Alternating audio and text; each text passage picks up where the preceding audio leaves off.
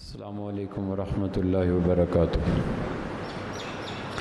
الحمدللہ وحدہ والصلاۃ والسلام علی من لا نبی بعد۔ اللہ نے کرم کیا، ماہ رمضان عافیت سے گزر گیا۔ ماہ رمضان کے گزرنے کے بعد 3 کام ہم کریں،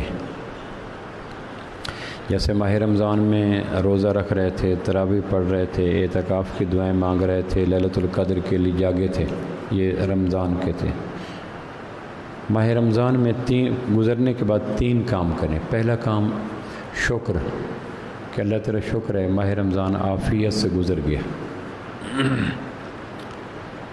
قرآن مجید میں وعدہ ہے لئن شکرتم لازیدنکم، شکر کرو میں نعمتوں میں ضرور اضافہ کروں گا۔ آواز صاف نہیں ہے، ایسا کر لو، شکر کرو میں نعمتوں میں ضرور اضافہ کروں گا۔ اور شکر کیا ہے؟ 4 باتوں کا۔ اللہ تو نے صحت کے ساتھ ماہ رمضان گزارنے کی توفیق نصیب فرمائے۔ ہسپتال والوں سے پوچھو، ہمارا فیصل آباد ہسپتالوں سے بھرا ہوا ہے، جن کا ماہ رمضان ہسپتالوں میں گزرا، کراتے ہوئے، روتے ہوئے، چیختے ہوئے، چلاتے ہوئے، سرجری میں، ICU میں، میڈیسن لیتے ہوئے، متعفن ماحول، غیر ہمدردانہ رویہ، ڈاکٹروں کی شان بے نیازی، سحری افطاری کی یادیں، جسم کی نکاہتیں، دوائیوں کا خالص نہ ملنا، اشیاء کا کئی گنا مہنگا ہو جانا، پھر اس کے بعد رمضان کی یادیں کہ وہ رمضان تھا جب سحری تھی، افطاری تھی، بچے تھے، گھر تھا، مسجد تھی، چھت تھی، اللہ کا تراویح تھی، وہ ساری یادیں۔ تو ایک تو اس پہ شکر کریں کہ اللہ نے عافیت سے ماہ رمضان گزارا، شکر کریں گے تو اللہ آئندہ بھی صحت دیں گے۔ دوسرا اس پہ شکر کہ اللہ نے جیل سے بچایا۔ پاکستان میں کردہ نا کردہ جرم عام ہے، یہاں کوئی ضروری نہیں ہے کہ جیل جانے کے لیے مجرم ہونا ضروری ہے۔ عمر قید ہو جاتی ہے، بعد میں 10 سال کے بعد باعزت بری کیا جاتا ہے۔ ہمارے یہاں نظام انصاف، نظام عدل کائنات میں سب سے بدترین پاکستان میں پایا جاتا ہے، جس میں کوئی کانٹ چھانٹ نہیں، کوئی تمیز نہیں، ہاتھ کی گھڑی اور بازو ہاتھ کی چھڑی، یہ ہمارا نظام ہے۔ موم کی ناک کی طرح جہاں موڑ لو، جج وکیل کر لو، وکیل وکیل کر لو۔ بعض ملکوں میں وکیل وکیل بنتے ہیں، ہمارے ہاں کئی دفعہ ایسا بھی تلخ تجربہ ہوا کہ جج وکیل بن جاتے ہیں، فیصلے سنا دی جاتے ہیں۔ جیل والوں سے پوچھو جا کے ماہ رمضان کیسا گزرا؟ سڑی ہوئی دال، کچی روٹیاں، 1 پنکھا، 50 آدمی، چھوٹا سا کمرہ، 1 باتھ روم، 1 واش روم، حبس، گھٹن، دنیا کا دوزخ خانہ ہے جیل۔ یورپ کے جیلوں کی باتیں سنتے ہیں تو حیران ہوتے ہیں، نہ ان سنانے والوں پہ یقین آتا ہے، نہ اپنی سماعتوں پہ یقین آتا ہے۔ اتنی وہاں انسان دوستی ہے، صفائی ہے، مینیو ہے، وینیو ہے، کھانے پینے کا نظم ہے۔ ہمارے ہاں تو جہاں 20 آدمی ہیں وہاں 200 پڑے ہیں۔ دیہاتوں میں بھیڑ بکریوں والوں کو ریوڑ میں اتنی بھیڑ بکری نہیں ٹھونستے جتنا زندہ انسانوں کو بیرکوں کے اندر ٹھونس دیا جاتا ہے۔ ان کا کوئی حق نہیں، کوئی سنوائی نہیں، کوئی سماعت نہیں، کوئی ہیئرنگ نہیں، کوئی ان کا نظم، ایک مردہ بدس زندہ۔ آپ میں سے، ہم میں سے کتنوں کے واقف ہوں گے جن کا پورا رمضان ایسے دنیا کے دوزخ میں گزر گیا۔ ہم شکر کریں اللہ نے بچایا ہوا ہے۔ یہ بچنا ہمارے فضل سے نہیں ہے، پاکستانی جب چاہیں جس کو چاہیں مقدمہ بنا دے۔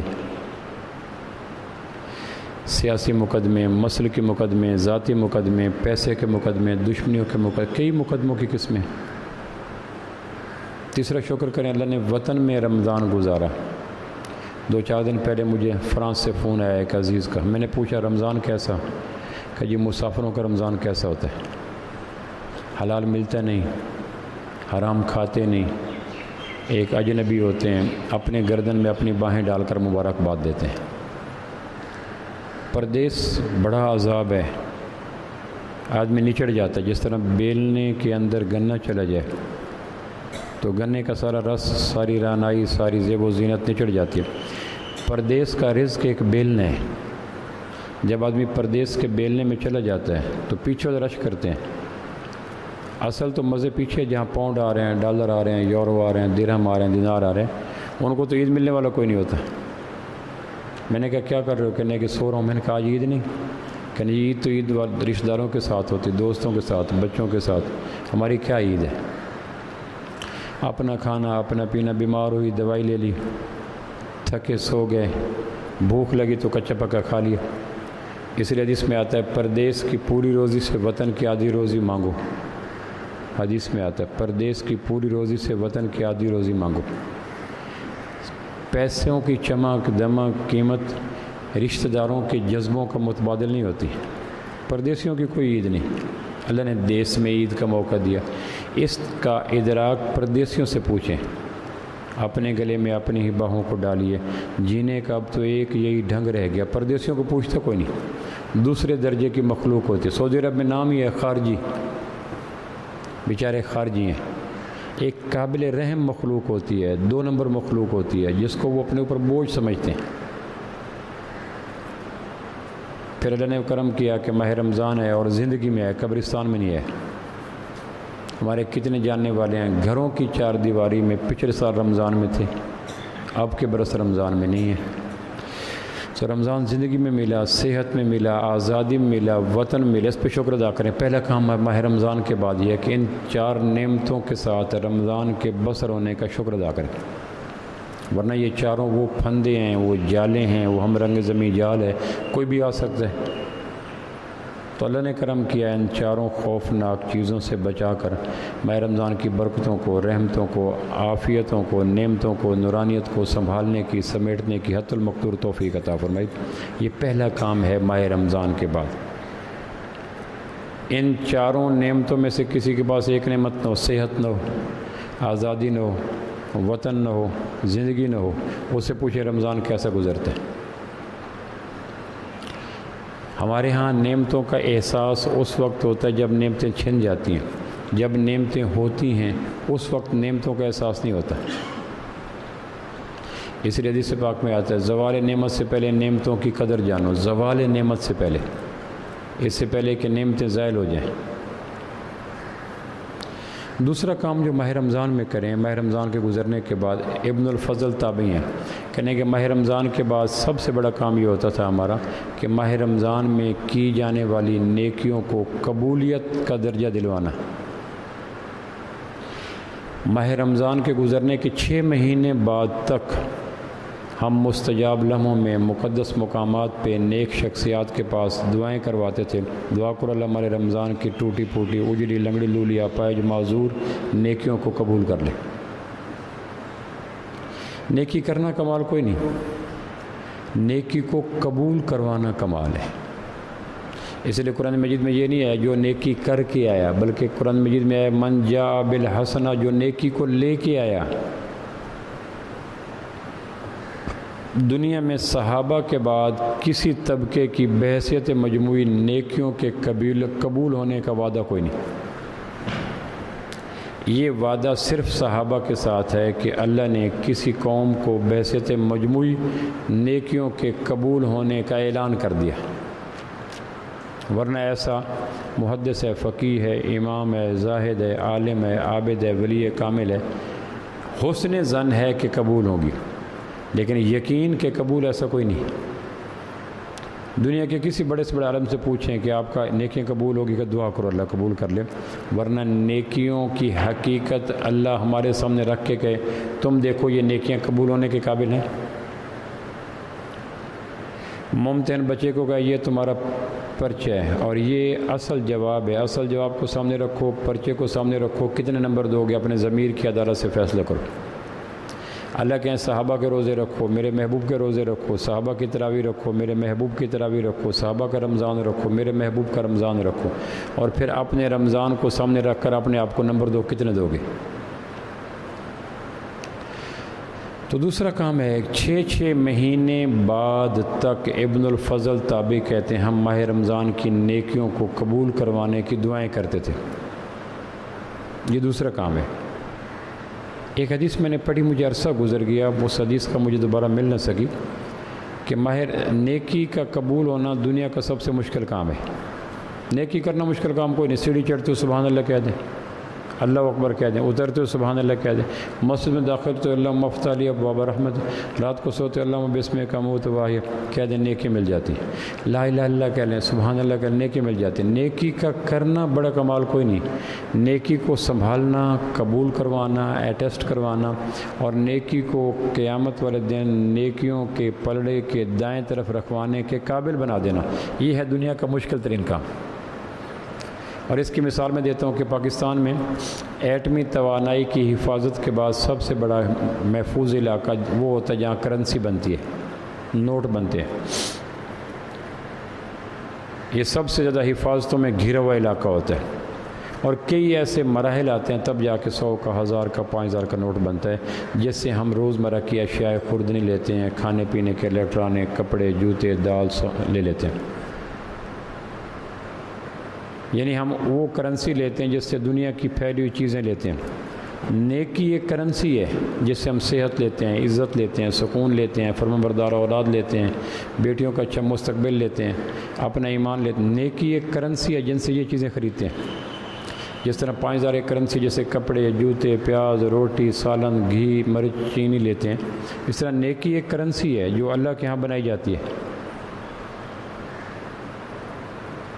دوائی صحت نہیں دیتی، گھر سکون نہیں دیتے، یہ اللہ ہے جو اپنے نیکی کے فضل سے یہ چیزیں عطا کیا کرتا ہے۔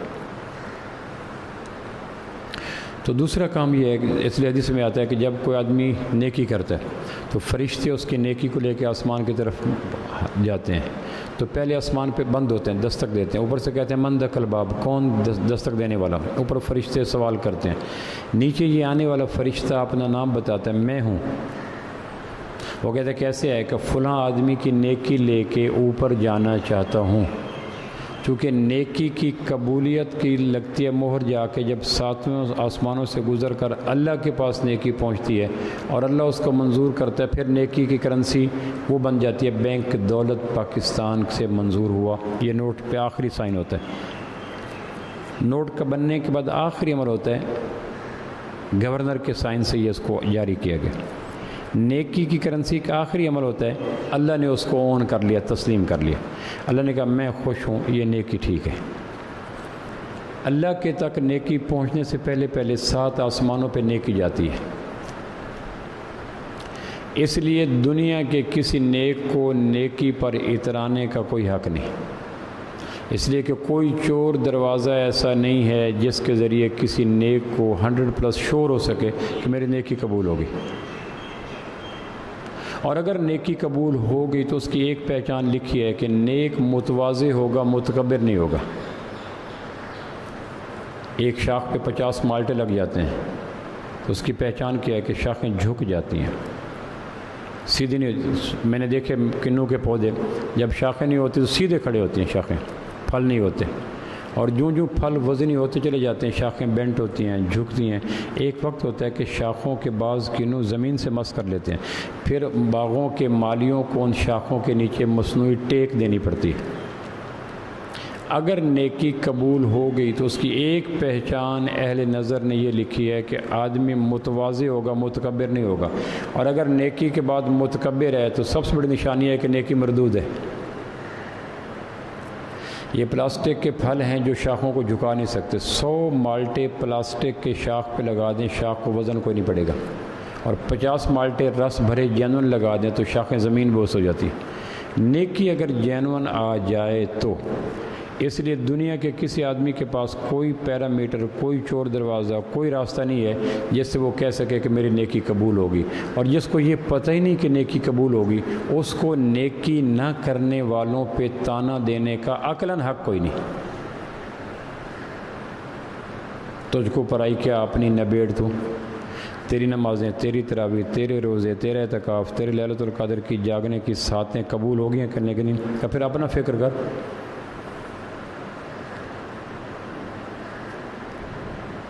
تو پہلے آسمان کے فرشتے پوچھتے ہیں کون؟ کہ میں فلاں ہوں۔ کیسے ہے؟ کہ فلاں کی نیکی لے کے آؤں۔ تو آسمان کا دروازہ کھلے بغیر فرشتہ پوچھتا ہے اس کی نیکی کے ساتھ رزق حرام تو نہیں ہے؟ اب دنیا کا کتنا مشکل کام ہے رزق حرام سے بچنا۔ جھوٹ نہیں بولنا، قسم نہیں اٹھانی، ناجائز منافع نہیں لینا، ذخیرہ اندوزی نہیں کرنی، احتکار نہیں کرنا، اقتناز نہیں کرنا، سود کی آمیزش نہیں کرنی، 2 نمبر مال نہیں بیچنا، دھوکہ نہیں دینا، کم نہیں تولنا. کتنے مضبوط قسم کے بیریئر لگے ہوئے ہیں، تب جا کے رزق حلال کا پھل ملتا ہے. تو فرشتہ پوچھتا ہے اس کے عمل میں نیک کے اعمال میں جو حج لائے ہو، روزہ لائے ہو، رمضان لائے ہو، افطاری لائے ہو، کیا اس کے اعمال میں رزق حرام تو نہیں ہے؟ کہے کہ پھر نیچے پھینک دو. رزق حرام سے آلودہ آدمی کی کوئی نیکی آسمان سے گزرنے کی ہمیں اجازت نہیں ہے. تو پھر کیا کریں؟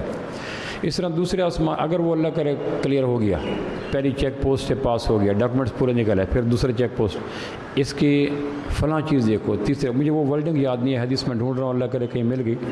یعنی وہ 7 چیک پوسٹوں پہ 7 گہرے چیک پوسٹ بیٹھے ہیں جو چیک کر رہے ہیں، اور ان پہ زور کوئی نہیں، زر کوئی نہیں، زاری کوئی نہیں، منت کوئی نہیں، سماجت کوئی نہیں، رشوت کوئی نہیں، لینا دینا کوئی نہیں، کہ آدمی ان کو کہے کہ چلو کچھ نیکیاں تم لے لو تمہارا.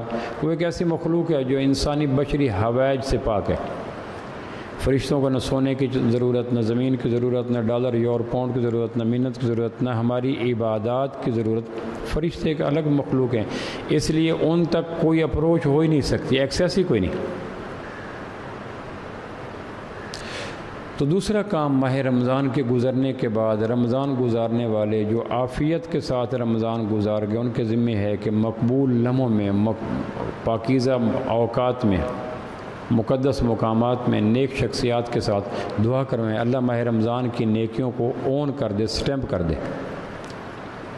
اور اللہ کہ میں مانتا ہوں کہ تمہاری نیکیاں میرے ہاں قبول ہوگی. یہ دوسرا کام ہے ماہ رمضان. ابن الفضل تابعی کہتے ہیں 6 مہینے تک ہم دعائیں مانگا کرتے تھے رمضان کے گزرنے کے بعد، اللہ ہماری نیکیوں کو قبول کر لینا، ورنہ ہماری نیکیاں اپاہج ہیں، معذور ہیں، لنگڑی لولی ہیں، بانج ہیں، ٹنڈ منڈ ہیں، بے برگ و بار ہیں، اجاڑ ہیں. جس روزے کے ساتھ بد نظری ہو، اور جس روزے کے ساتھ غیبت ہو، اور جس روزے کے ساتھ جھوٹ ہو، اور جس روزے کے ساتھ کینہ ہو، اور جس روزے کے ساتھ تکبر ہو، اور جس روزے کے سحری افطاری میں حرام کی آمیزش ہو، جس دامن میں 100 چھید ہوئے اس دامن کو پھیلانا کے. اتنا گیا گزرا تحفہ کسی بے نیاز بادشاہ کو دے کے دیکھیں تو وہ خوش آمدید کہنے کے بجائے کہے گا میری تم نے توہین کی ہے، یہ تحفہ لے کے آئے. تیسرا جو کام ماہ رمضان کے گزرنے کے بعد مجھے اور آپ کو کرنا چاہیے وہ یہ ہے کہ رمضان ایک کورس ہے.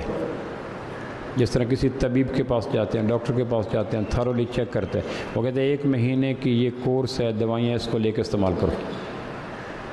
مہینے کے بعد آنا ہم تمہیں بتائیں گے کہ کیا صورتحال ہے. تو رمضان ایک کورس ہے، بیسیکلی ایک ٹیوننگ کا، اوور ہالنگ کا، دھلائی کا، مال جوبن کا، طہارت کا کورس ہے. یہ وقت گزارنے کا مرحلہ نہیں ہے کہ 1 مہینہ آیا رمضان گزار کے چلا گیا. رمضان کچھ ثمرات، کچھ نتائج، کچھ ایفیکٹس، کوئی پھل فروٹ دیتا ہے. تو تیسرا کام ماہ رمضان کے گزرنے کے بعد جو کرنے کا ہے وہ یہ ہے کہ رمضان جس مقصد کے لیے آیا تھا وہ مقصد میرے اوپر پورا ہو گیا. ڈاکٹر صاحب کھانسی بڑھی ہے، ڈاکٹر صاحب بی پی شوٹ کر گیا ہے، ڈاکٹر صاحب ٹمپریچر بہت زیادہ ہے، وغیرہ وغیرہ. تو ڈاکٹر صاحب کہتے ہیں یہ نسخہ لو، آرام آ جائے گا. ہماری روح کے کئی امراض ہوتے ہیں جن کی طرف ہماری نظر جاتی نہیں. نظر نہ جانے کی وجہ سے روحانی امراض بڑھتی چلی، اور جسمانی امراض بڑھ جائیں تو آدمی جنت کے قریب دوزخ سے دور ہوتا ہے. حدیث میں آتا ہے 1 دن کا بخار 1 سال کے گناہوں کو معاف کر دیتا ہے. جسمانی مرض جوں بڑھتی چلی جائے آدمی جنت کے قریب ہوتا ہے، دوزخ کے دور ہوتا ہے. لیکن روحانی امراض بڑھ جائیں تو آدمی دوزخ کے قریب ہوتا ہے، جنت کے دور ہوتا ہے. تو رمضان دراصل روحانی ٹیوننگ کا مہینہ ہے. یہ میں بار بار عرض کر رہا ہوں کہ ماہ رمضان کے گزرنے کے بعد آدمی دیکھے کہ جن اہداف کے لیے، جن آبجیکٹس کے لیے، جن کاموں کے لیے ماہ رمضان آیا تھا، تعمیر شخصیت کے لیے، تعمیر کردار کے لیے، ان میں کوئی چیز ہوئی. سب سے پہلی چیز ماہ رمضان کی یہ ہے، اب اس میں یہ 4 باتیں عرض کرنے لگا ہوں. سب سے پہلا کام ماہ رمضان کے سوچنے کے بعد یہ کہ رمضان دیندار کو پرہیزگار بنانے کے لیے آتا ہے. ماہ رمضان کی سحری، افطاری، تراویح، روزہ، لیلۃ القدر، اعتکاف، یہ ساری چیزیں پہلا اس کا ہدف یہ ہے کہ دیندار پرہیزگار بن جائے. دیندار اور پرہیزگار میں کیا فرق ہے؟ ڈاکٹر صاحب کے پاس اب جاتے ہیں کہ ڈاکٹر صاحب یہ مرض ہے، ڈاکٹر صاحب مرض کو تسلیم کر لیتے ہیں کہ یہ مرض واقعی شوگر ہے، بی پی ہے، ہیپیٹائٹس سی ہے، یرکان ایف ہے، پھر ڈاکٹر دوائی لکھتا ہے، یہ دوائی ہے۔ مریض پوچھتا ہے غذا کیا ہے؟ وہ کہتا ہے کلیجی کھانی ہے، پالک کھانا ہے، دال کھانی ہے۔ پھر اگلا سوال ہوتا ہے ڈاکٹر صاحب پرہیز کیا ہے؟ زیادہ فوکس ڈاکٹر اور مریض پرہیز پہ کرتے ہیں۔ وہ جانتے ہیں کہ اگر غذا بھی مقررہ کھائیں، دوا بھی مقررہ کھائیں، پرہیز نہ کریں تو فائدہ کوئی نہیں۔ تو ماہ رمضان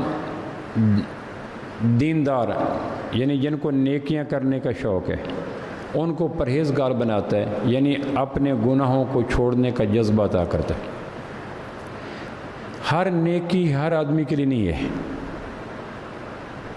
بوڑھے کے لیے حج نہیں ہے جو چل نہیں سکتا، دائم المریض کے لیے روزہ نہیں ہے جو افورڈ نہیں کر سکتا، معذور کے لیے جہاد نہیں ہے جو کرولنگ کر کے جاتا ہے، مسافر کے لیے روزہ نہیں ہے جو سحری افطاری کی نعمتوں سے محروم ہے۔ دنیا کی ہر نیکی ہر نیک پر لازم نہیں ہے، لیکن ہر گناہ چھوڑنا ہر نیک پر ضروری ہے۔ اس لیے رمضان میں آتا نا لعلکم تتقون، تقوی کا ترجمہ ہمارے برصغیر پاک و ہند کے جتنے مترجمین ہیں، شاہ ولی اللہ رحمہ اللہ کے بیٹے شاہ عبد القادر سے لے کر اس دور کے جدید مترجم تک 99% مترجمین نے تقوی کا ترجمہ یہ ہے کہ تاکہ تم پرہیزگار بن جاؤ، اور پرہیز چھوڑنے والی چیزوں کو کہتے ہیں، کرنے والی چیزوں کو غذا کہتے ہیں، نہ کرنے والی چیزوں کو پرہیز کہتے ہیں۔ کتب علیکم الصیام کما کتب علی الذین من قبلکم لعلکم تتقون، تاکہ تمہارا دیندارانہ مزاج پرہیزگارانہ مزاج بن جائے۔ رمضان چھوڑنے کے لیے زیادہ فوکس کرتا ہے، کرنے کی طرف ہر تراویح ہر آدمی پہ نہیں ہے، اعتکاف ہر آدمی پہ نہیں ہے، لیلۃ القدر کی تلاش ہر آدمی پہ نہیں ہے، روزہ ہر آدمی پہ الا ماشاء اللہ۔ تو روزے کا ہدف سورہ بقرہ کی آیت نمبر 161 میں آتا ہے یا ایھا الذین آمنوا کتب علیکم الصیام کما کتب علی الذین من قبلکم لعلکم تتقون، تاکہ تمہارا مزاج پرہیزی بن جائے، ہر وقت اپنے گناہوں کو یاد رکھو۔ تو رمضان کا پہلا مزاج نیکیوں کو یاد رکھنے والے مزاج کی بجائے گناہوں کو یاد رکھنے والا دریچہ کھولا جائے۔ میں نے کسی غریب کی مدد کی، گندم لے کے دی، چاول لے کے دیے، کپڑے لے کے، یہ یاد ہے، لیکن کتنے سال نہیں دیے وہ یاد نہیں ہے۔ میں نے 3 قرآن مکمل کر لیا رمضان میں، یہ یاد ہے۔ میں نے کتنی غیبت کی، کتنی بد نظری کی، کتنا جھوٹ بولا، کتنا حرام کھایا، یہ یاد نہیں ہے۔ عجم کا مزاج نیکیوں کی کاؤنٹنگ کا ہے، قرآن کا مزاج گناہوں کی یاد کا ہے۔ سابقہ امتوں کی بربادی کا سبب نیکیوں کی کمی نہیں تھی، گناہوں کی کثرت تھی۔ قرآن میں آتا ہے فَكُلًّا أَخَذْنَا بِذَنبِهِ، ہم نے ہر ایک کو پکڑا گناہوں کی وجہ سے۔ قوم عاد نے یہ کیا، قوم سمود نے، جتنی بھی چارج شیٹ ہے ماضی کی قوموں پر، ان میں ایک چارج شیٹ میں یہ شامل نہیں ہے کہ اس قوم نے یہ نیکی نہیں کی، یہ چارج شیٹ میں شامل ہے کہ اس قوم نے کم تولا، کم ماپا، ایک نئی بیماری، روحانی بیماری ایجاد کی، تکبر ہو گیا، فلاں فلاں۔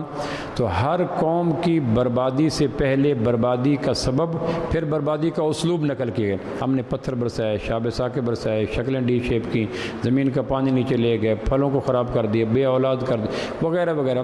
یہ بعد کی بات ہے، پہلے یہ تھا کہ ان میں یہ گناہ آ گیا تھا۔ تو کیا پورے رمضان کے 30 روزوں کے بعد کسی ایک گناہ کو چھوڑنے کا عزم ہوا؟ یہ ہر آدمی خود سوچ سکتا ہے، دوسرے کے بارے میں کوئی تبصرہ نہیں کر سکتا۔ ایک گناہ جو آنکھ سے نکلتا تھا، آنکھ سے کتنے گناہ ہیں، زبان سے کتنے گناہ ہیں، کان سے کتنے گناہ ہیں، ہاتھوں سے کتنے گناہ ہیں، پیٹوں سے کتنے گناہ ہیں، عبادات کے کتنے گناہ ہیں، اخلاقیات کے کتنے گناہ ہیں، معاملات کے کتنے گناہ ہیں، تزکیہ نفس کے کتنے گناہ ہیں۔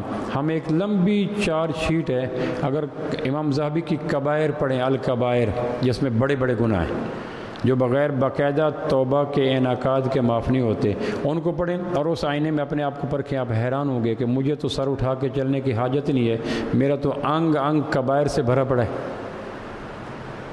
ایک آدمی کو خدا نخواستہ کینسر ہے، ایک آدمی کو اسی کو فالج ہے، خدا نخواستہ اسی کو ہیپیٹائٹس سی ہے، خدا نخواستہ اسی کو آخری درجے کا فلاں مرض ہو چکا ہے، اور وہ کسی پہ بخار والے پہ تنقید کرے کہ تمہیں تو بخار ہے، کہنے کہ میری بیماریوں کو دیکھ، اپنی بیماریوں کے جان توڑ شدت پہ اندازہ کر۔ ہم صغیرہ کبیرہ کے چکر میں پڑ جاتے ہیں۔ صغیرہ کبیرہ کا چکر سزاؤں کے نفاذ کے لیے ہے، صغیرہ پہ دوام کے لیے نہیں ہے کہ چھوٹا کر لو۔ اللہ رحیم ہے۔ یہ تصور اس لیے ہے کہ گناہ سے مایوس نہ ہوں، زیادہ گناہ کرنے کے بعد آدمی سوسائڈ نہ کرے، مایوس نہ ہو جائے، مزید گناہوں کی طرف جری نہ ہو جائے۔ اس لیے نہیں ہے کہ اللہ کے رحیم ہونے کا تصور کر کے گناہ کرتا جائے۔ تو پہلی چیز، ماہ رمضان کی برکت سے، ماہ رمضان کے گزرنے کے بعد جسم کے وجود سے نکلنے والے اعضاء میں کسی گناہ کو چھوڑو، کوئی simple one, only single one. اگر چھوڑے تو تنہائی کے لمحوں میں مبارکباد دینا اپنے آپ کو، اللہ کو شکر ہے ماہ رمضان ایک گناہ تو چھوڑا گیا۔ میں نے کہا مجھے ایک CSS افسر کا فون آیا کہ پروفیسر صاحب کو ایسی نیکی بتائیں رمضان بھی راضی ہو، رحمان بھی راضی ہو۔ بڑے رینک کا CSS افسر تھا، رحمان بھی راضی ہو، رمضان بھی راضی ہو۔ میں نے کہا کرتے کیا ہو؟ میں روزے رکھے ہیں، تراویح پڑھ رہا ہوں، آخری عشرے میں اعتکاف بیٹھ نہیں سکا، نفل ہی بیٹھوں گا، لیلۃ القدر کی ساتوں میں جاگنے کا اہتمام بھی ہے۔ تو میں نے کہا پھر؟ کہنے کہ جی نہیں اٹک رہا۔ میں نے کہا کسی گناہ کے چھوڑنے کا تحفہ دیں رمضان کو، رحمان کو۔ میں یہ گناہ نہیں کروں گا چاہے مر جاؤں۔ اور یہ نہ گھبرائیں کہ اگر میں نے چھوڑ دیا تو نامہ اعمال میں گناہ کوئی نہیں ہوگا، وہ بے شمار پڑے ہیں، وہ نہ گھبرائیں۔ اس حوالے سے ہم پوری دنیا کو ایکسپورٹ کر سکتے ہیں۔ ایک آدھ چھوڑ بھی دیا تو اونٹ کے منہ میں زیر ہے۔ تو پہلی بات۔ دوسرا ہدف رمضان کا یہ ہے کہ کمزور ایمان والوں کا ایمان مضبوط ہو جائے۔ ایمان کسے کہتے ہیں؟ ایمان کہتے ہیں کسی نیکی کو اس لیے کرنا کہ اللہ دیکھ رہا ہے، اور کسی گناہ کو اس لیے چھوڑنا کہ اللہ دیکھ رہا ہے۔ اس لیے لقمان حکیم بیٹے سے کہتے ہیں بیٹا گناہ نہ کیا کر، چونکہ اللہ رائی کے دانے کو دیکھتا ہے، وہ آسمانوں میں ہو، زمینوں میں ہو، پہاڑوں میں ہو۔ تنبیہ یہ کی گئی کہ والدین بچوں کو یہ نہ کہیں میں دیکھ رہا ہوں، میں پوچھتا ہوں، یہ کہیں بیٹا گناہ اللہ نے منع کیا اور اللہ دیکھتا ہے۔ اس مضبوط بنیاد پہ کھڑا کریں، پانی پہ بنیاد مکانہ رکھیں۔ بیٹا یہ جو کام کر رہا ہے، اس کام کے نہ کرنے کا حکم اللہ نے دیا اور اس پہ سزا جزا اللہ نے دینی ہے، نہ میں نے آرڈر کیا ہے کہ گناہ نہ کرو، نہ میں نے پنش کرنی ہے کہ گناہ کرو۔ اس میں میرے ذمہ ایک کونسلنگ ہے، ایک محبت ہے، ایک پیار ہے۔ میں آپ کو اللہ کی، اس کو ایمان کہتے ہیں کہ کسی گناہ کو اس لیے چھوڑنا کہ کوئی اور طاقت نہیں، اللہ تو ہے نا۔ اللہ کہتے ہیں مزہ آ گیا بھائی۔ یہ دوسرا مقصد ہے رمضان کا کہ کیا میرے روزمرہ کے معمولات میں سحری افطاری کے دسترخوان کے علاوہ کہیں ایمان گیا؟ میں گاڑی ہوں، ریبین کی عینک پہنی ہوئی ہے، سامنے بے پردہ عورت آ رہی ہے، کیا آنکھیں جھکی کہ اللہ دیکھ رہے؟ وہ اللہ جس کے دیکھنے کا احساس کر کے عصر کے وقت فریج کا پانی نہیں پیا تھا، وہی اللہ اس کے دیکھنے کا احساس کر کے کسی کی ماں بہن کو نہ دیکھیں۔ اگر یہ دیکھنے کا تصور وہاں تک چلا گیا، مبارک کو ایمان کچھ آگے چلا گیا۔ ورنہ یہ ہے کہ کار پورچ میں گاڑی کھڑی کر دو، دراز میں پرس رکھ دو، چابی وہاں لٹکا دو اور تقوی کو روزے میں رکھ دو، بس ختم۔ کمزور ایمان والوں کا ایمان مضبوط ہو، یہ ایمان تجارت میں جائے، زراعت میں جائے، وکالت میں جائے، دفتر میں جائے، پروفیشن میں جائے، کھیت میں جائے، رویوں میں جائے، جذبوں میں جائے، سوچوں میں جائے، خیالوں میں جائے۔ خوفناک خود خیالوں کے آگے بند باندھنا کہ جو میں سوچ رہا ہوں اللہ اس کو دیکھ رہا ہے، میری سوچ پہ اللہ کا رد عمل کیا ہے۔ دریاؤں کے آگے بند باندھنا مشکل کام کوئی نہیں۔ لوگوں نے سمندروں کے اندر ایئرپورٹ بنا دیے، کانسائی ایئرپورٹ ہے جاپان کے، ہے ہی سمندر کے اندر۔ سمندر کے نیچے سے گزار دیے ہیں وہ پلیں، یہ کوئی مشکل کام نہیں۔ سمندروں کو بیچ میں جا کے شہر آباد کر دیا مصنوعی فیلنگ کر کے، یہ مسئلہ کوئی نہیں۔ دل کی دنیا میں آنے والے خیالات کے آگے اللہ کی عظمت کا بند باندھنا، یہ دریاؤں کے آگے بند باندھنے سے مشکل کام ہے۔ یہ شہادت کے الفت میں قدم رکھنا ہے، لوگ آسان سمجھتے ہیں مسلمان۔ تو دوسرا یہ ہے کہ وہ تقوی، وہ ایمان جو روزے نے پیدا کیا وہ روزے تک رہا، یا روزے کے آگے تجارت میں، زراعت میں، صنعت میں، ملازمت میں، رویوں میں، خواہشات میں، تخیلات میں، جذبات میں، احساسات میں، مکروہات میں، ملبوسات میں، آمد میں، خرچ میں، وہ کہیں آگے بھی جا کے دستک دی، یا سارا اس کا آؤٹ پٹ روزے تک ہی رہا؟ اس کو کہتے ہیں رمضان کا دوسرا ہدف کہ کمزور ایمان طاقتور ایمان بن جائے۔ اس میں خود میں دیکھوں، آپ دیکھیں، ایک ہوتا ہے عقیدہ، ایک ہوتا ہے ایمان۔ بات کو زبان تک مان لینا عقیدہ ہے، اور اس کو دل میں جگہ دینا ایمان ہے۔ آیت اتری کانا مقدار ہو 50,000 سنہ، قیامت والے دن 50,000 سال کا ہوگا۔ ابو سعید خدری رضی اللہ کہنے لگے، ڈر گئے کہ یا رسول اللہ گزارا کیسے ہوگا؟ یہ ایمان ہے۔ عقیدے کو دل و دماغ میں جگہ دینا ایمان ہے۔ ہم عقیدے کو ایمان سمجھ بیٹھے ہیں، آمنت باللہ، ملائکہ، کتب، رسل، یوم الاخر، والقدر خیری و شرری من اللہ تعالی والبعث بعد الموت۔ عقیدہ لفظوں تک رہتا ہے، ایمان انگ انگ میں سرایت کر جاتا ہے۔ یہ مہینہ عقیدے کو ایمان کے درمیانی پینڈے کو طے کرنے کا مہینہ ہے۔ اتنی آیت اتری، کانا مقدار ہو 50,000 سنہ، قیامت کا دن 50,000 سال کا دن ہوگا۔ تو انگ انگ میں ہائی درجے کے زلزلے جاگ اٹھے، پورا وجود لرز گیا، آنکھیں نیاگرا فال بن گئی، کانپتے ہو یا رسول اللہ کیسے دن گزرے گا؟ ہم میں سے عقیدے والوں کا یہ مجال نہیں ہے کہ ان آیتوں پہ لرزہ طاری ہو جائے۔ خزاں کا خشک پتہ ہاتھ کی پشت پہ گرے تو ہلکی سی ایریٹیشن ہوتی ہے، آیات قرآنی دل کے اندر اتنی بھی ایریٹیشن پیدا نہیں کرتی۔ گہری نیند میں مکھی کے پاؤں کتنے ہوتے ہیں؟ مکھی آ کے بیٹھ جائے تو آدمی تھوڑا سا جھرجھری محسوس کرتا ہے۔ قرآن کی آیات انسان کے روزمرہ کے اعمال میں اتنی بھی تبدیلی پیدا نہیں کرتی، چونکہ عقیدہ ہے، عمل کوئی نہیں۔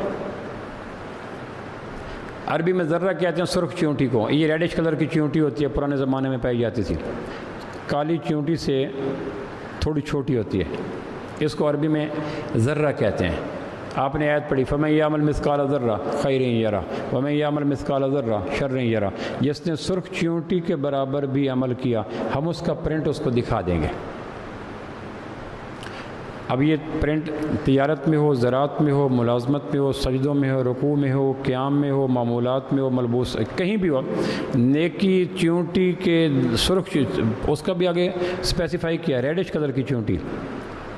عربوں میں اس سے چھوٹی چیز کی، اب اس کو الیکٹران کہیں، پروٹون کہیں، نیوٹران کہیں، تو ان کا فہم ہی نہیں تھا۔ ڈیزرٹ میں چیونٹیوں کی کئی قسمیں چلتی ہیں، ان میں سب سے چھوٹی ریڈش کلر کی چیونٹی تھی، اس لیے اولین مخاطبین کو ذہنی استعداد کو سامنے رکھ کے کہا گیا چھوٹی چیونٹی تو میں ود نیکڈ آئی مشکل سے نظر آتی ہے، خالی آنکھ سے دیکھو تو آدمی دیکھنا پڑتا ہے۔ اس کے تو صحابی لرز گیا، ایسے شاخ بیض کی طرح کانپنے لگا، ہلدی کی طرح پیلا ہو گیا۔ آپ کا کیا ہوا؟ کہ میرے لیے 2 ذرے ہی کافی ہیں۔ یہ ہے عقیدے سے ایمان۔ روزہ عقیدے سے ایمان کے درمیانی پینڈے کو سفر کرنے کے نورانی نسخے کا نام ہے۔ کیا میرے وجود میں جھرجھری پیدا ہوئی؟ کیا آپ علیہ السلام کے بعد داڑھی میں سفید بال آ گئے؟ سوال پوچھا کیا ہوا؟ کہ سورہ ہود نے بوڑھا کر دیا، اس میں قیامت کا زلزلہ، قیامت کی آفات، پہاڑوں کا ہلنا، سمندروں کو آگ لگنا، سورہ ہود میں یہ بات ہے۔ اب یہ ہے کہ کسی چیز کو وجود پہ نافذ کرنا۔ اے سی چل رہا ہے کمرے میں، کھانے پینے کی ساری چیزیں پڑی ہیں، نیند بڑی کمال کیا، بھوک کمال کیا، لیکن کوئی کہہ دیتا ہے کہ اسی کمرے میں ایک سانپ گزرا تھا اور دوسرا کمرہ خالی ہے، اس میں روٹیاں خشک پڑی ہیں، چارپائی پہ تکیہ نہیں ہے، کہاں سو گے؟ یہ ہے سانپ کے عقیدے پہ ایمان۔ اب لگژری چیزوں کو چھوڑ دے گا، سوئے گا ادھر، کیوں؟ اور چھوٹا بچہ جس کو سانپ کے مضر یا زہرناکی کا پتہ نہیں ہے وہ جا کے سو جائے گا۔ ہم روحانی اعتبار سے چھوٹے بچے ہیں، 6,666 آیات ہمیں شیک نہیں کر سکتی۔ اس لیے بعض لوگ قرآن پہ اعتراض کرتے ہیں کہ نماز کے بعد پھر والدین کی بات، پھر شرک کی بات، پھر قوم ہود کی بات، پھر قوم سمود کی بات، پھر ماموزاد کی بات، پھر والدین کی بات۔ یہ کیسی کتاب ہے کہ مضامین ایسے بکھرتے چلے جاتے ہیں؟ اصل یہ ہے کہ قرآن آسمانی خطیب کے خطبوں کی کتاب ہے، ہمارے ہاں مروجہ کتابوں کی طرح کتاب نہیں ہے کہ زکوٰۃ کا چیپٹر، پھر نماز کا چیپٹر، پھر روزے کا چیپٹر، پھر حج کا چیپٹر، پھر غیبت کا چیپٹر۔ یہ ترتیب عجمی ہے، قرآن وہ نہیں ہے۔ لوگ عید کے موقع پہ گفٹ پیک دیتے ہیں، پھلوں سے بھری ہوئی ٹوکری ہوتی ہے، ہمیں تو کوئی نہیں ہے لیکن دیتے ہیں، سنا ایسی بات، دیتے ہیں، پھلوں سے بھری ٹوکری ہوتی ہے، اس میں سارے پھل رکھے ہوتے ہیں چھوٹے چھوٹے، اس میں فلاں 10-12 پھل۔ اب یہ ایک متنوع پھلوں کی ٹوکری حسن ہے، کبات نہیں ہے۔ گلدستہ پیش کرتے ہیں تو گلدستے میں ایک پھول نہیں ہوتا، سارے پھول ہوتے ہیں۔ قرآن مجید کی ہر آیت کے ساتھ گلدستے کا ثبوت ہے، اس میں اخلاق کی بات، نماز، کوئی تو سونگ لو، کوئی لے لو۔ تو قرآن ایک حسین گلدستہ ہے جس میں ہر پھول پڑا ہے۔ اس لیے ایک صفحے کے اوپر بلا مبالغہ میں نے ایک دفعہ گنا 61 مضامین جو میں نے گنے، 61 مضامین ایک صفحے پہ، ایسے جیسے ہوائیں بکھرتی رہتی ہیں، گلدستے گھومتے رہتے ہیں، ریوالونگ چیئر پھیلتی رہتی ہے۔ تو وہ ایک مضامین یہ لے لو، کوئی اہم مضامین کو قرآن یہ نہیں کہتا کہ پہلے پارے پہ ڈسکس کر کے پھر چھوڑ دے، پھر 29 پاروں کے ان مضامین کی ہوا بھی نہ لگے۔ تو قرآن کو رواجی کتابوں کے چیپٹر وائز پہ قیاس کر کے قرآن کو پڑھنے والے قرآن سے استفادہ نہیں کر سکتے، تنقید کرتے ہیں۔ قرآن ایک بیداری کا پیغام ہے، یہ سونگو، یہ سونگو، یہ سونگو، یہ سونگو۔ جن پھلوں کے بغیر آدمی کے گزارا نہیں ہوتا، پھولوں کے بغیر، وہ سارے پھول وقفے سے سامنے آتے رہتے ہیں۔ تو دوسرا یہ ہے کہ مزاج گناہوں کو یاد کرنے والا بن جائے، دوسرا یہ ہے کہ ایمان مضبوط ہو جائے، کہ قرآن پہ ایمان آ جائے، فرشتوں پہ ایمان آ جائے، آخرت پہ ایمان آ جائے۔ ہمارا عقیدہ ہے اور ہم عقیدے کو اپنے مسلک کا طر امتیاز بنا کے بیٹھے ہیں۔ بخشش کی بنیاد عقیدہ نہیں ہوگی، کیونکہ اعمال پہ عقیدہ آمادہ نہیں کرتا، اعمال پہ ایمان آمادہ کرتا ہے۔ ورنہ کس سے پوچھ لو کہ عقیدہ سنو کہ آمنت باللہ و ملائکتہ و کتبہ و رسلہ والیوم الاخر والقدر خیرہ و شرہ من اللہ تعالی والبعث بعد الموت، لو 7 چیزوں کی ایک سطر پڑھ دی۔ لیکن اس عقیدے کو رگ و پے میں سرایت کرنے کے لیے نبی مکرم کے 23 برس لگ گئے۔ تیسرا رمضان کا ہدف یہ ہے کہ خود غرض غم گسار بن جائیں۔ کنویں کی مٹی کنویں میں، پیسہ آ گیا 7 والا پلاٹ، پیسہ آ گیا 7 والا رقبہ، پیسہ آ گیا 7 والا پلازہ، پیسہ آ گیا نئے پورچ کی گاڑی، ماڈل کی گاڑی۔ اپنی ذات کے دائرے میں گھومنے والے لوگوں کو خلق خدا کی ہمدردیوں پہ آمادہ کرنا، یہ روزے کا تیسرا ہدف ہے۔ رمضان کے بعد دیکھیں یہ کچھ پیدا ہوا، میری خالہ، میری پھوپھو، میری بھانجی، میرا ماموں، میرا چچا زاد بھائی، ہینڈ ٹو ماؤتھ ہے، ہینڈ ٹو ہینڈ ہے، اور میں اگلا 2 ایکڑ خرید لیا، 7 والا رقبہ خرید لیا، 7 والی گاڑی خرید لی، 7 والا پلازہ خرید لیا، اور ان کی چھت نہیں ہے، دروازہ نہیں ہے، در نہیں ہے، بیوہ نہیں ہے، بچے چھوٹے ہیں، شوہر پیرالائز ہے، ضروریات زندگی نہیں ہے، اور میرا نئے سوٹ، نئے جوتے، نئے کپڑے، نئے، یہ جو ذوق ہے کہ اپنی ذات کا اسیر ہو کے چلنا، اس اپنی ذات کو خلق خدا کی غم گساری کے دائرے میں لے جانا، یہ روزے رمضان کا تیسرا ہدف ہے۔ اس حوالے سے سوچیں کہ آنکھوں میں نمی آئی، طبیعت میں گداز ہوا، غریبوں کی غربت کو دور کرنے کے لیے کوئی منصوبہ، کوئی طریقہ، کوئی ہلچل، کوئی ویو، کوئی لہر، کوئی جھونکا، کوئی کرن، کوئی خوشبو کا جھونکا آیا؟ اگر نہیں آیا اور دل سنگ خارہ ہے، روہی کا ڈیزرٹ ہے، افریقہ کا جنگل ہے، تو پھر مبارک ہو، رمضان نے بگاڑا کچھ نہیں۔ مواخات کر کے لوٹے پیٹے قافلے جب مکہ سے مدینہ گئے ہیں تو صحابہ ان کے ساتھ ان کا کوئی خونی رشتہ نہیں تھا، جانتے نہیں تھے۔ آپ نے کہا تم مہاجر ہو کہاں، تم انصاری ہو کہاں، ادھر آؤ بھائی، اس کا بھائی پکڑو، بازو پکڑو اور تمہارا بھائی ہے۔ بھائی یہ پہلی دفعہ تعارف تھا، اس سے پہلے مدینہ کے مہاجر انصار مکہ کے مہاجرین کو جانتے نہیں تھے۔ اتنی بات تھی کہ یہ وہ لوگ ہیں جو دین کو بچانے کے لیے تن کے لباس کے علاوہ کچھ نہیں لے کے۔ پھر مواخات کیسی چمکی، کیسی پھیلی، خوشبوئیں کیسی عام ہوئی کہ بیویوں تک کی آفر کر دی۔ حیرت ہوتی ہے قبائلی مزاج میں بیویوں کی آفر آدمی کو قسط میں مار دیتی ہے۔ قبائلی مزاج میں غیرت ضرورت سے بڑی ہوتی ہے۔ سعد بن ربیع رضی اللہ نے عبد الرحمن بن عوف کو کہا میری 2 بیوی ہیں، تم بیوی نہیں لائے؟ کہنے کہ رات کو چھپ کے آیا، بچہ نہیں لائے۔ کہنے کہ پھر بیوی تمہارا لباس ہے، بے لباس کیسے رہو گے؟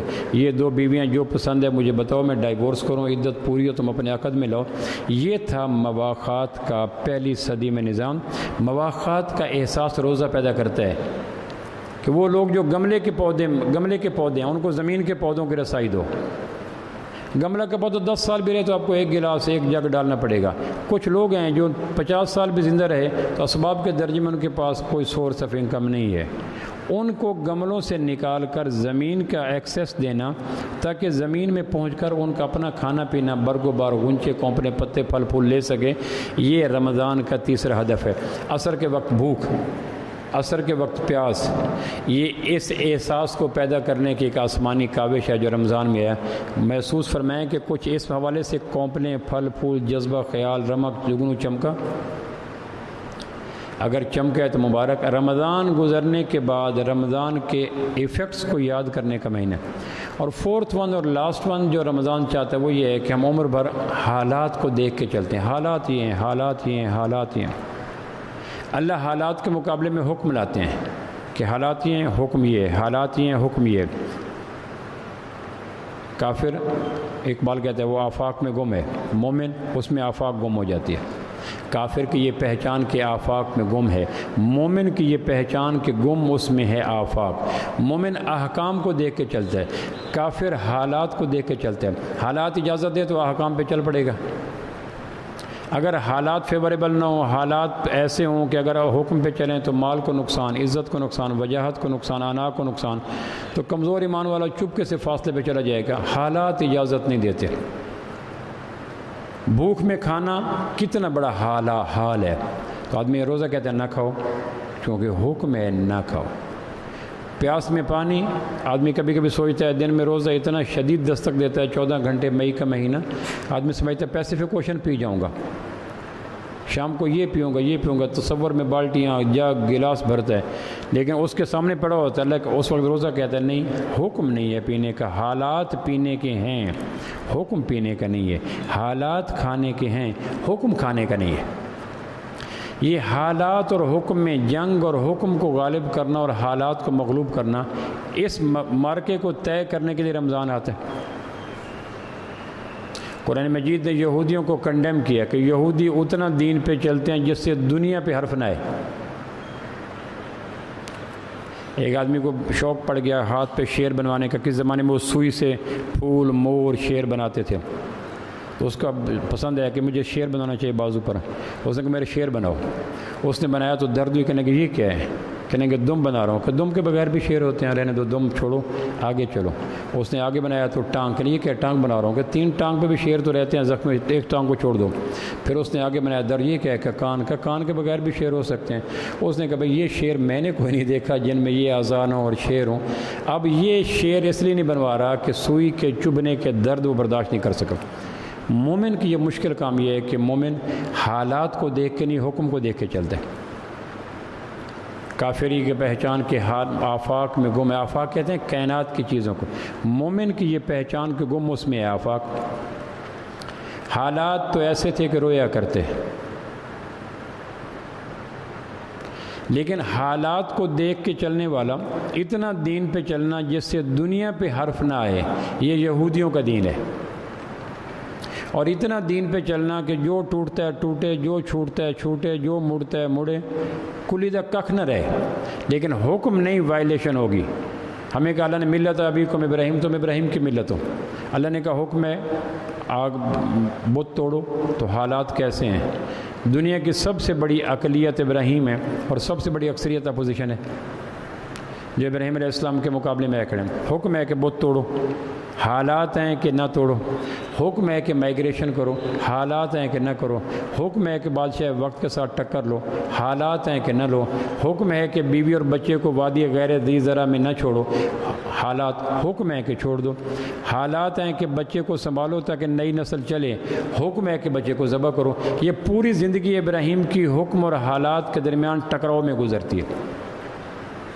قد صدقت الرؤیا، ابراہیم تو نے خواب سچ کر دکھایا، بڑے مشکل مرحلے آئے اور تو نے ان پہ حالات پہ نہیں۔ صبح کے وقت حالات کیا ہے؟ نیند، سونا۔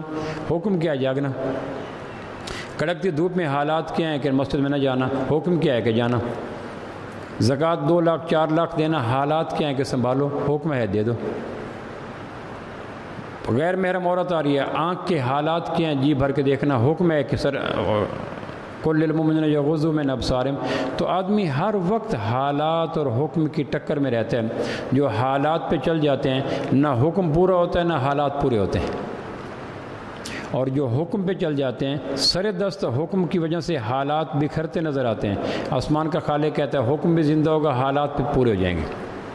تو رمضان کا چوتھا اور لاسٹ ہدف یہ تھا کہ حکم کے پگڈنڈیوں پہ چلنے والے حالات کے موٹر وے پہ آ جائیں، حکم کے صحرا میں صحرا نوردی کرنے والے حالات کے چمنستان میں آ جائیں، حکم کے انتشار حالات کے انتشار میں پھرنے والے حکم کے یقین پہ آ جائیں. جو آدمی اس پہ آ گیا وہ روزہ، تو میں نے کہا آخری پھر عرض کرتا ہوں، رمضان کے بعد کوئی کرنے کے 3 کام ہیں. شکر پہلا کام ہے، اور دوسرا رمضان کی گئی نیکیوں کو قبول کروانے کے لیے مسلسل دعاؤں میں مصروف رہنا دوسرا کام ہے.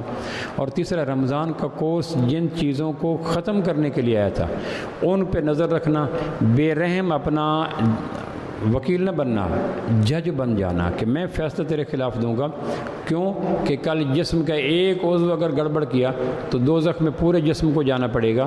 صرف آنکھ کی خاطر 6 فٹ کے جسم کو دوزخ میں ڈال دینا نہ عقلاً مناسب ہے، نہ شرعاً مناسب ہے، نہ لاجک وائز مناسب ہے، نہ طبی اعتبار سے مناسب ہے، اور نہ شعور کے اعتبار سے مناسب ہے.